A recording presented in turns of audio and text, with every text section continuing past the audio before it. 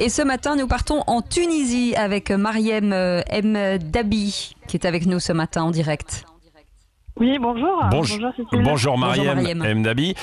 Comment vit-on le coronavirus en Tunisie? Est-ce qu'il déjà il y a beaucoup de cas? Alors aujourd'hui, il y a 747 cas confirmés et 34 décès. Donc on ne sait pas si c'est vraiment sous contrôle ou c'est le début. On verra ça dans les semaines qui arrivent. Mais il faut dire que des mesures ont été prises très tôt ici. Donc il y a eu une campagne de sensibilisation qui a été lancée dès le 20 janvier. Donc il y avait des caméras thermiques à l'aéroport, des panneaux partout, on recevait des SMS à l'arrivée à l'aéroport, coronavirus, attention.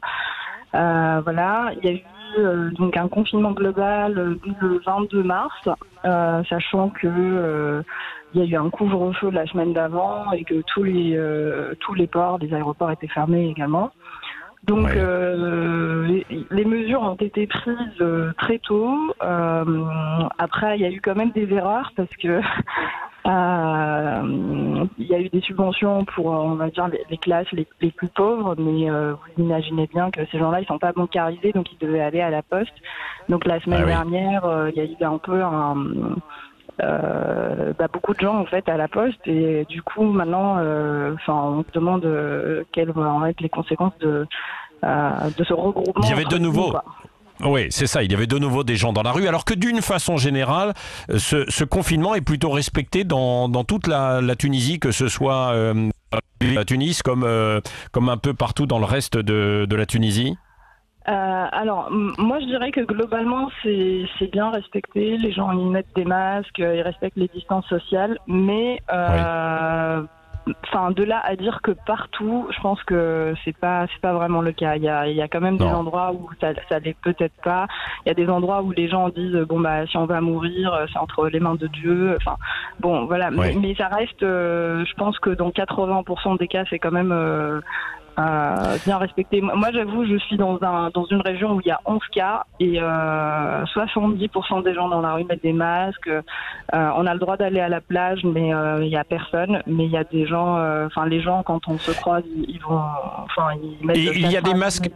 Oui, Mariem, il y a des masques disponibles qui sont distribués ou qu'on peut acheter en pharmacie ou dans les magasins.